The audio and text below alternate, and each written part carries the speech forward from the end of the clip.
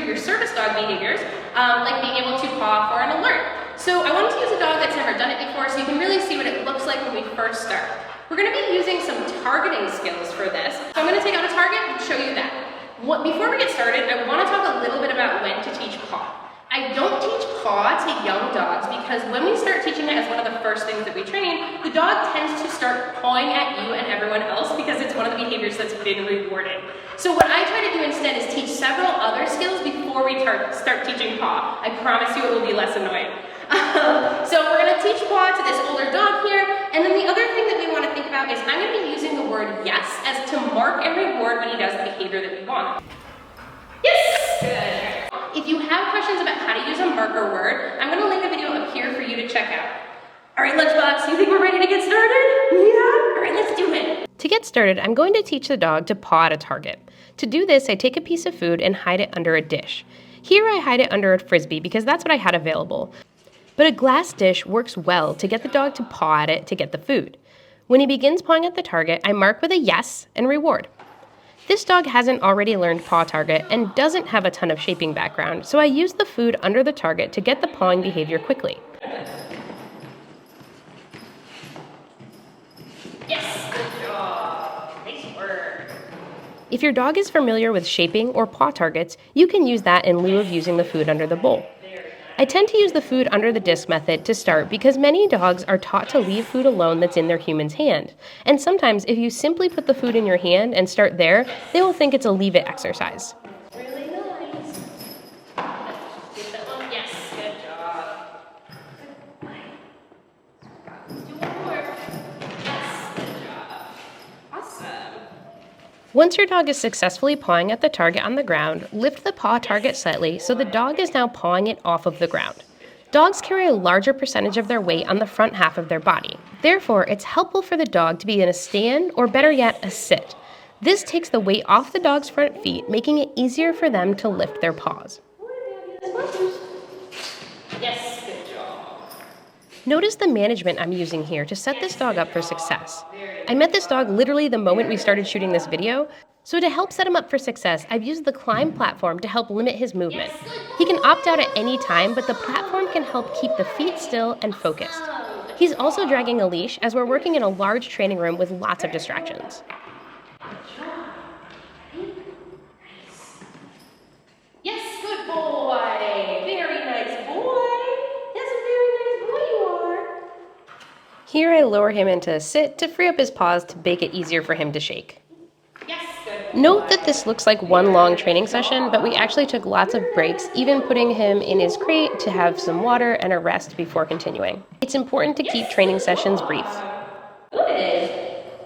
Yes, that was nice too. Good job, buddy. Good boy. Yeah, you're super fun. You're super fun. Yes, good job. Good boy. Once we've had a lot of success with the larger paw target, we're going to decrease the size of a paw target to something smaller so that we can eventually just fade to our hand. Here my treat got stuck in the lip of the paw target. It's really important to be able to laugh off your mistakes when you're training. Remember, training should be fun. At the beginning, Lunchbox wants to eat my new paw target, so I decided to lower it a little bit so it's more likely that he'll paw at it than chew on it.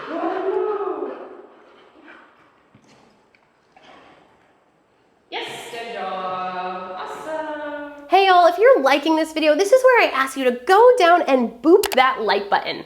Doing so lets me know you're getting value from this video and would like me to make more. Plus, Cool Whip, Jake, and I would be so grateful. Once we're successful with the smaller paw target, now we're going to change from the paw target to the hand as the target, still with the cookie in it. I mark for any lifting of the paw to get started as we've changed and upped the criteria. Yes, good job. Awesome. That's so fabulous. Let's try sitting. I bet you'll have much more success. Good. Yes, good job. Awesome. Good boy. You're a fabulous animal. Yes, you are. Yes, you are. Yes, good job. Yes, good job. That's such a good boy. You gonna bring that? Notice that I don't correct him for going after the paw target that I threw on the ground. I simply redirect him to what I want him to be doing, which is getting back up on the climb and practicing his pawing. Good. Once I have a good training loop going where he's going to paw directly after eating his cookie, I'm going to start treating from the other hand. This is how I start fading the cookie from the target hand. Yes. Yes. Yes. Yes. The next step is to increase the criteria to not having a cookie in your closed fist and still treating from the other hand. Now I'll start opening my hand so it looks more like the shake hand signal of the open palm. Yes. All right, so our friend Lunchbox needed a break, and unfortunately part of the thing about filming these is I only have Lunchbox for today, so I want to be able to show you what it's going to look like as it progresses. And this is an important note for your dog. You're not going to teach it all in one day. We want to give the dog lots of breaks and teach over several days and several sessions. So once you have a dog that's pulling your closed hand that had your food in it or your target in it, now we're going to start to slowly open that hand before we ever add the word. So it's going to be closed hand, yes, reward. And she'll do it again, she'll do closed hand, yes, reward. Now I'm going to slightly open my hand so it looks a little bit more like she's shaking, yes. Then once I have a loop of her being able to put her paw up whenever I put my hand out, I'll add the word. So I'll start with fully open, yes, reward. And remember to never grab or grip your dog's hand so that they get nervous or concerned. Now I know that she's going to lift her paw, so I'm going to say the word right before I present the hand. So it's going to be paw, yes. And that's how I start adding our word. So it's paw, yes. And we'll do that one more time and we'll wrap it up for you. Paw, yes. Hey, I just wanted to insert this fun update in here. Later that night, while we were doing a photo shoot with Lunchbox, his guardian offered her hand up to Lunchbox and he gave her his paw, and it was captured on film. That's an excellent example of latent learning and such a cute picture.